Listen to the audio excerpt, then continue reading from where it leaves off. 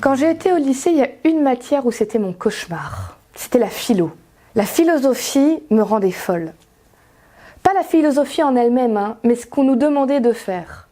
Ce principe de dire, quand vous faites un devoir de philosophie au lycée, on vous dit, il y a une idée, on vous pose une question, vous allez devoir y répondre en faisant une thèse, une antithèse, une synthèse. En gros, première partie, vous dites oui, je suis d'accord. Deuxième partie, vous dites non, non, pas du tout. Et troisième partie, vous dites oui et non, je suis d'accord sans être d'accord tout en étant d'accord.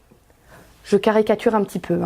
D'autant plus que plus on avance dans cette matière, moins on vous demande de faire ça. Mais j'avais vraiment cette impression qu'on disait en tant que lycéen, n'ayez pas d'opinion. Plus tard, j'ai compris qu'en réalité, on essaie de faire en sorte que les jeunes apprennent à argumenter. Qu'on soit d'accord, pas d'accord, mais qu'on pose les arguments. Mais cette idée de dire, pas d'opinion trop tranchée, un peu de oui, un peu de non, j'ai l'impression qu'elle est de plus en plus partout. En tant qu'adulte aujourd'hui, quand je regarde ce qui se passe autour de moi, les discussions qu'il y a, j'ai vraiment cette impression que c'est pas de bon ton aujourd'hui d'avoir des opinions trop tranchées. Il vaut mieux dire oui, t'as un peu raison, j'ai un peu raison, au final tout le monde a un peu raison. On appelle ça la vérité relative. De dire, il n'y a pas une vérité, chacun a sa propre vérité qui est valable.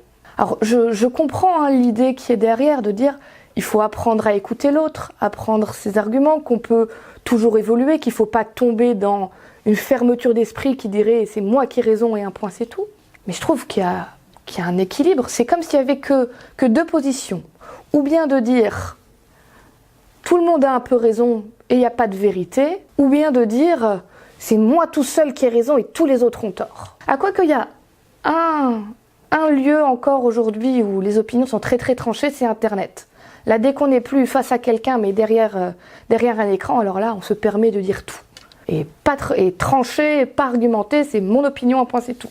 Ce que je trouve dommage, c'est que comme ça, on perd l'habitude de chercher la vérité. S'il n'y a pas de vérité, qu'il n'y a que ma vérité, ta vérité, suivant ce que je ressens, j'ai plus besoin de chercher, j'ai plus besoin de comprendre, j'ai plus besoin d'étudier. Et puis surtout, s'il n'y a pas de vérité, on va commencer à se méfier des opinions. Si quelqu'un arrive aujourd'hui avec une opinion, même argumentée et posée, c'est pas très bien vu, ce serait mieux que ce soit un peu plus flou. L'idée qu'il y a la vérité, même si je suis consciente que je ne peux pas l'avoir en entier, que je ne peux pas dire je possède toute la vérité, mais qu'au moins je cherche à m'en approcher, s'il n'y a plus de notion de vérité, de recherche de la vérité. Il n'y a plus de vérité scientifique ni d'avancée scientifique.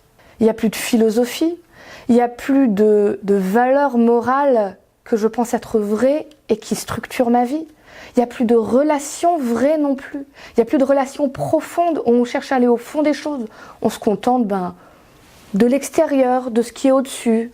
Voilà, des relations vagues, sans aller au fond des choses. Et il n'y a plus non plus de quête de Dieu.